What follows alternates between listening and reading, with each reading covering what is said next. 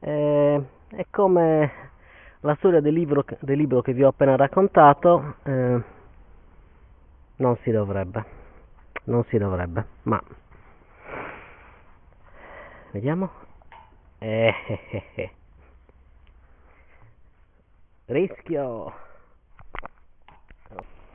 Ci sono delle zone un po' fangose, però comunque il terreno è molto praticabile. Adesso qua ne incontriamo un'altra, è zona fangosa, teniamo il manubrio. Ok. Dai, vediamo dove ci porta, sono proprio curioso. Comunque il percorso è piacevole, come vedete è perfetto per la mountain bike. Viscido quanto basta. Nel fango si scivola maledettamente.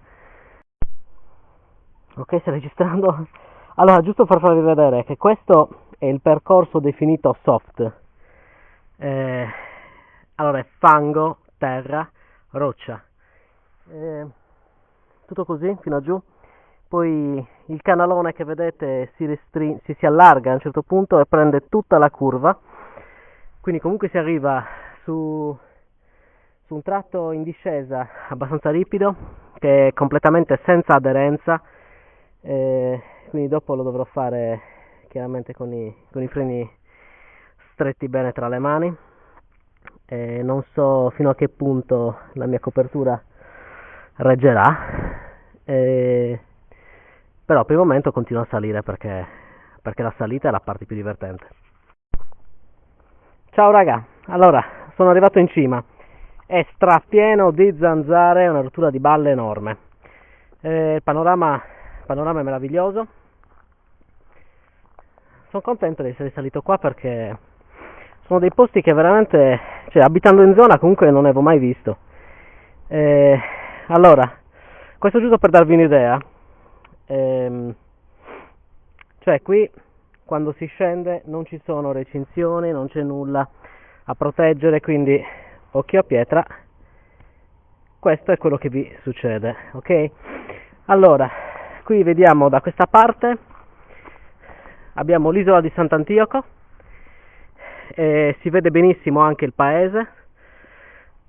Guardate tutta la zona degli stagni, le isole della Vacca e del Toro.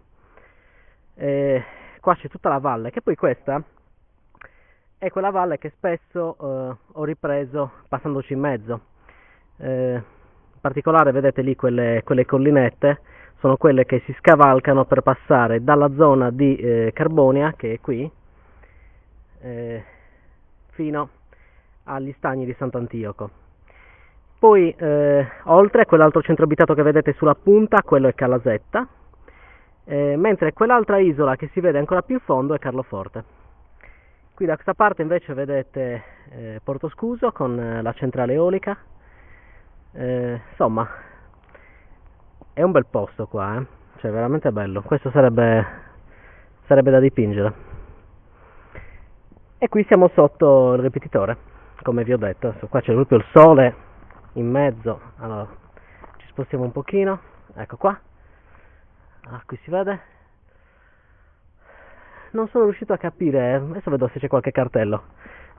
Mi piace questa cosa, questa scala così. Allora, vediamo un po'. No, questo è semplicemente la derivazione elettrica. Impianto di telecomunicazione per questa esigenza rivolgersi a nessuno, perché non è stato scritto il nome.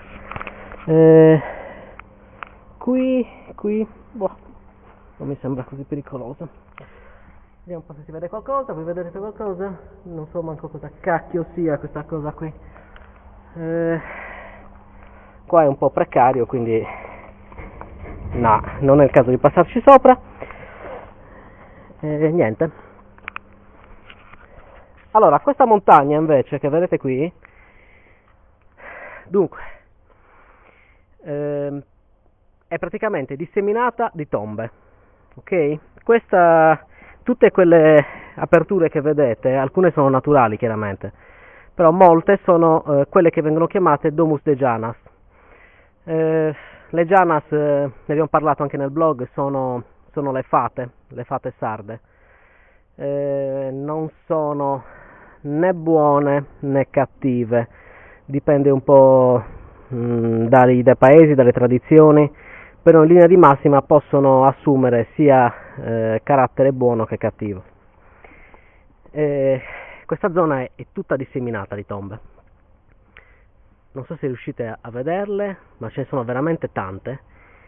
Purtroppo la strada lì non è praticabile adesso, quindi non è il caso, perché ha piovuto nei giorni precedenti ed è un pantano, quindi lì bisogna andare a fine primavera. La strada che abbiamo percorso invece è questa stradina polverosa che vedete qua, ok? Adesso sarà divertente farla in discesa.